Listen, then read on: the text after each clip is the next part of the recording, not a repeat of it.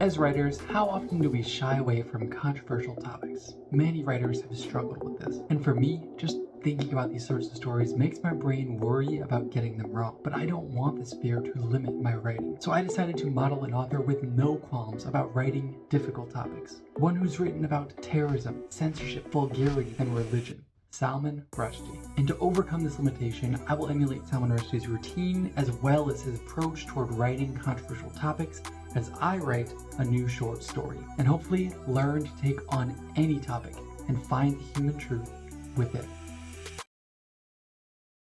One thing Salman Rushdie is best known for is his controversial work, the Satanic Verses. And even though he didn't initially intend this novel to be so controversial, he does believe that you should be willing to write about controversial topics as a writer if the topic is important to you. So what I did was I looked through a bunch of topics people potentially find controversial, and I picked one of the topics to explore. And the one I chose is censorship. Obviously, there have been various forms of censorship throughout history, and something like social media censorship feels a little bit different from burning books in Nazi Germany or something. Either way, this is a pretty spirited topic recently with all that's been happening with social media organizations and now with Twitter. So I think this will be an interesting topic to research, and it's something that I'm interested in enough and actually care about being well informed on. And that brings us to the first thing Salman Rushdie says you should do. He says that instead of writing what you know, you should increase your knowledge. He says to go out and discover, experience the new environment, take in different perspectives, do whatever you need to do to learn about this topic you're going to write about. And he specifically warns against using the internet because he says that it's too easy to just adopt the beliefs of whoever you're reading or learning about. However, this is where I'm going to take a slightly different approach from Salman Rushdie, because frankly, for this video, I don't have the luxury of all that time to go out and talk to a bunch of people about this topic and get different people's opinions and then try to ask questions and figure out my own opinion on it. Instead, I am going to be using the internet to research, but I'm going to specifically be searching out people who have very different views on this topic. I will find people who think that censorship is justified and people who think that it is never justified. And I will read and listen to both of these viewpoints to try and develop an overall understanding of this topic. I want to find strong arguments on both sides of this issue so that I can increase my knowledge, as Salman Rushdie says. So let's just get into this research and see what I can learn about censorship. There's a bit of me that has always felt that one aspect of the novel is not unlike reportage. You know, that's to say, Charles Dickens didn't just sit in his room and make things up. He would go out and find things out. I think that it's very important for a writer not to get stuck in his own little cocoon, you know, but to get out of the cocoon and find things out. So I've been consuming information about censorship, debates, reading articles, various things for the last couple hours, but it's actually right about time for me to do some exercise. I'm gonna take that break and I'll be back. So before I left, I was really enjoying listening to some of these monk debates, and basically what they do is they debate two different sides of an issue, and they're really well done. The moderator asks really good questions to keep things moving along, and you get to see different kinds of views on various issues. So I took a few notes so far with pros for censorship versus like cons, I guess. And this issue kind of blends in with other issues too. Somebody's calling me randomly. 1 second. I have to reject a call. Some random person. And this issue kind of blends into other issues. It bleeds a little bit into the free speech sort of debate. Honestly, I don't want to talk about those issues on this channel. I find lots of political topics kind of depressing, but I am going a little bit into those issues just because I'm trying to get an overall comprehensive view on why people think censorship is a good thing or a bad thing. So with that in mind, I've got a bunch of things lined up to watch and or read, so let's just keep going.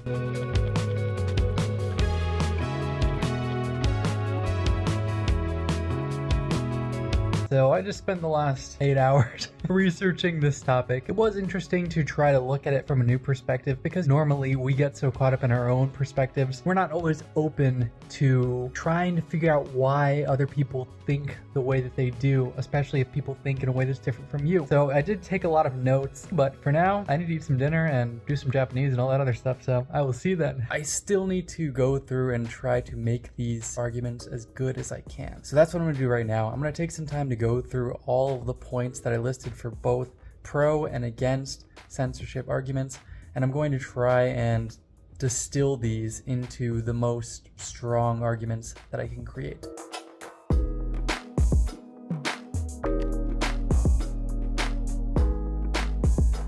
So I just finished steelmanning all the pro-censorship arguments. Personally, I still feel like they're not the strongest arguments. So I think what I'm going to do is create a situation in the short story such that the situation really makes the decision of whether to censor or not a much more equal kind of moral decision. That's how I'm going to get around this part, but for now I'm just going to go through and distill the rest of the against arguments and try to make those a little bit more clear as well. I think it's really crucial in a novel not to be preachy, not to say I think this is good or bad, but to create a space for the reader, where the reader can enter the book, feel that there's a world being shown to them that is interesting to them, and then they can decide what they think about it.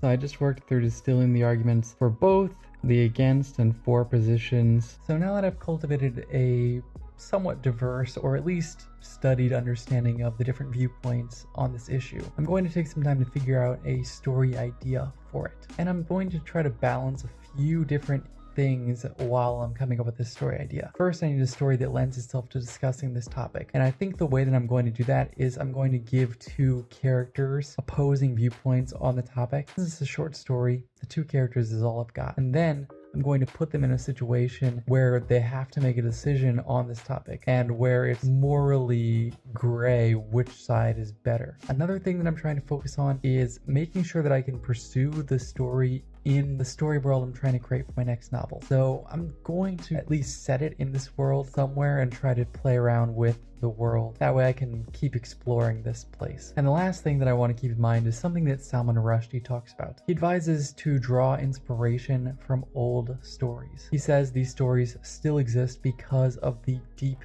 human truth that they contain. So I'm going to try and look through some of the older stories and find something that might lend itself to discussing this theme. So I've got those three focuses in mind, and now it's time to start actually trying to figure out the story idea.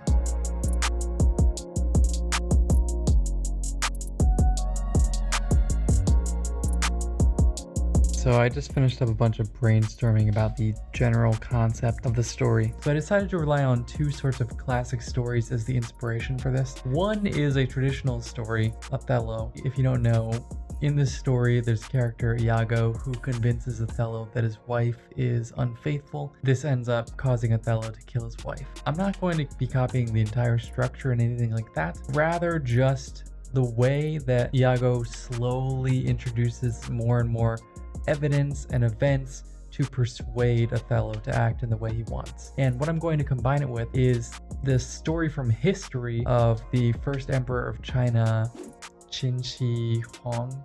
I don't know.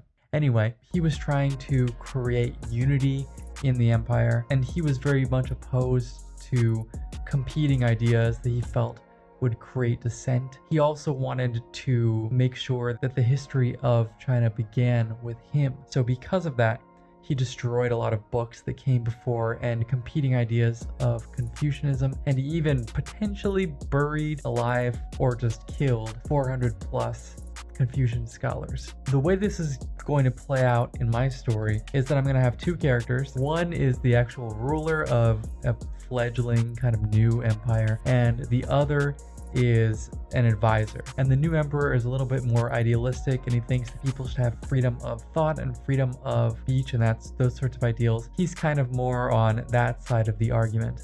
And then his advisor is a little bit more cynical and skeptical. He thinks that people have to be controlled in the way they think, or else there's going to be these huge revolts and it's going to cause problems and potentially lead to an even greater war than the war that this emperor fought to unify the entire empire. Oh, and also to work in the third concept, which is making sure it's set in this new world I've been working on. In the world, as I mentioned in the Lee Bardugo video, there's this more technologically advanced country that lives to the south. So I'm thinking this might be taking place in that country. And it could be the foundation of the Southern Empire, which precedes their attempted invasion into the north. So that's how I'm thinking those elements of setting will tie in, and it'll allow me to flesh out that area a little bit more and maybe some of their cultural aspects. Now, I just want to take some time to think about how the story itself will play out and try to outline the story.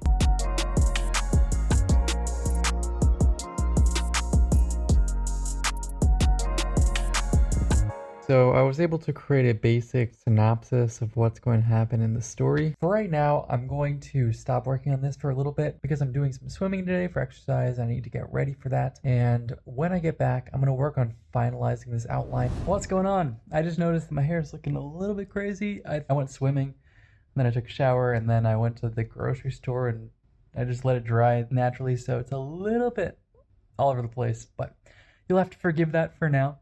I'm going to get into this outlining and making sure that I'm fixing up the outline a little bit. I want to get scenes laid out and know exactly what scenes I'm going to write are. I only want to put like a sentence or two for each scene and just make sure I've got this story well laid out before I get to writing.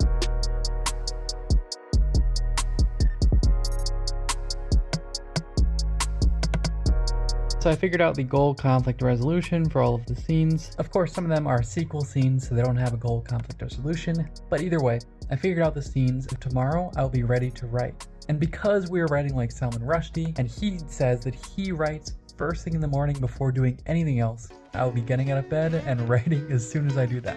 So, I will see you tomorrow for that.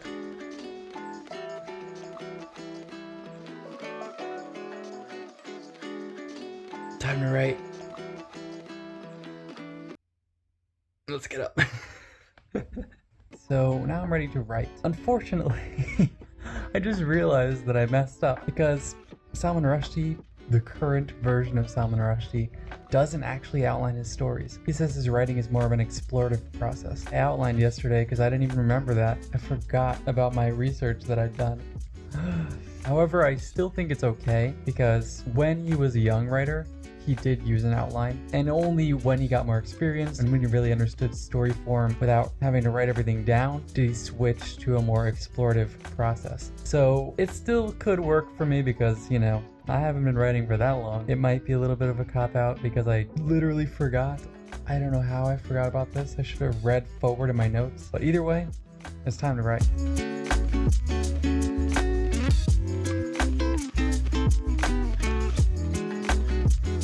So it is 6:51 and, well, I'm not using the word count still from my Lee Bardugo video, but I finished the second scene. So I'm making some good progress here. I'm kind of just doing like temporary naming of people and stuff, similarly to the story that I wrote with Lee Bardugo, and the characters there, I just named them Japanese names because I know a bunch of Japanese names. Here, I just named them with Spanish names. I'm just trying to make it easy for myself. I'm not trying to spend a bunch of time naming things, and it's been interesting so far. The story's coming together, but I'm still pretty early on in it. However, I'm thinking that I'm going to go to the gym early today because it's Saturday, and potentially it would be pretty busy if I went my normal time. And I'd rather not waste a bunch of time waiting around for people. So I think I'm gonna go now instead, and I'll be back to continue writing when I get back.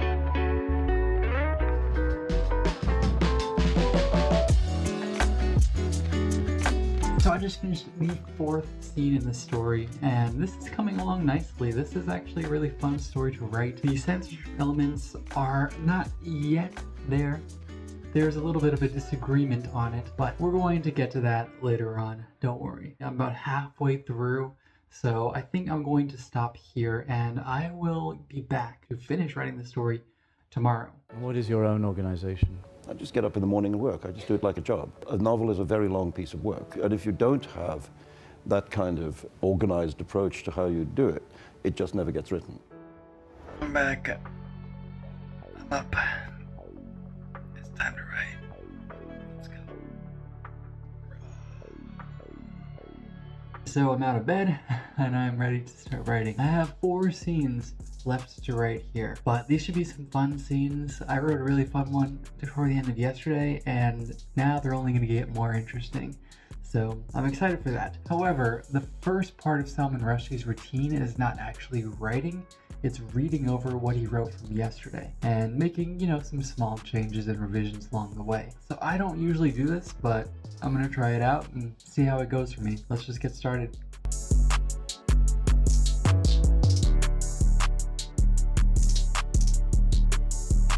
So I just read through all of the writing I did yesterday and made some minor revisions here and there. So I actually found this a good way to start the day. It's nice to get right back into a story and read all the way up to where you were last. So it kind of sets you in the mood of where the last scene ended, so that you can continue right on to the next one. And that feels natural to me. So I actually like this as part of the routine. I'm not sure if I'm going to do it as part of my normal routine when I'm writing, but it's something to consider. And I do feel like it could be useful for helping point out flaws in my writing, because I'm getting to see it every day and see the different parts that need work still, and also make sure that the parts I've been trying to work on and improve are actually getting better. Anyway, for now, I want to get started in the actual writing. So let's just get started here with scene 5.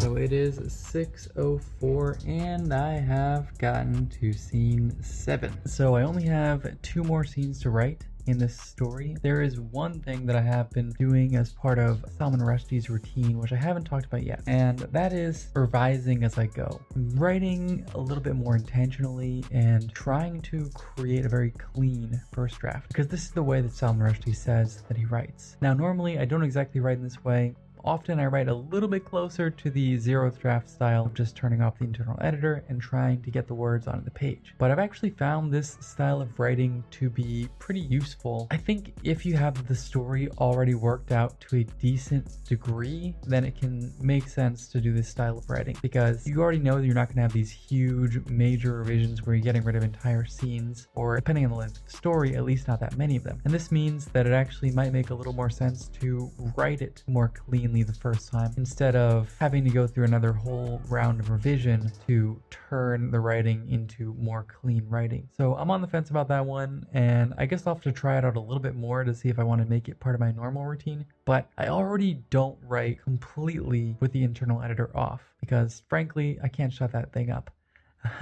But also because I'm trying to focus on improving aspects of my writing, and if I'm completely turning off the internal editor, then I'm not getting to pay attention to some of those things. Anyway, I've made some good progress here so far, and all that's left to do is write these last 2 scenes.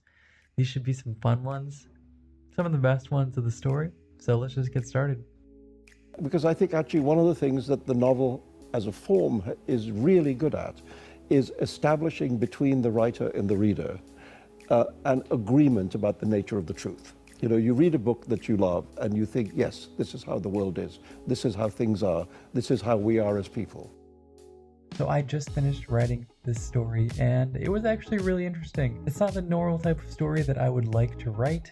First of all, because it's a little darker than I normally want to go. Obviously, it was inspired by some parts of Othello, so there's some tragedy aspect in it. And normally, I would like to write much more positive, uplifting sorts of stories. But it was an interesting experiment to try and incorporate these elements of the censorship topic in the story, and to use these 2 different characters to serve as different points of view on the topic. Unfortunately, because of me writing this in like an older setting, it did find itself a little bit further away from the more modern battling ground of censorship and more to a more ancient ground of censorship. Even though I did try to write about something that could potentially be controversial, it didn't really end up being that controversial, because this is in a time period where most people in modern life would disagree with the way that this is being carried out.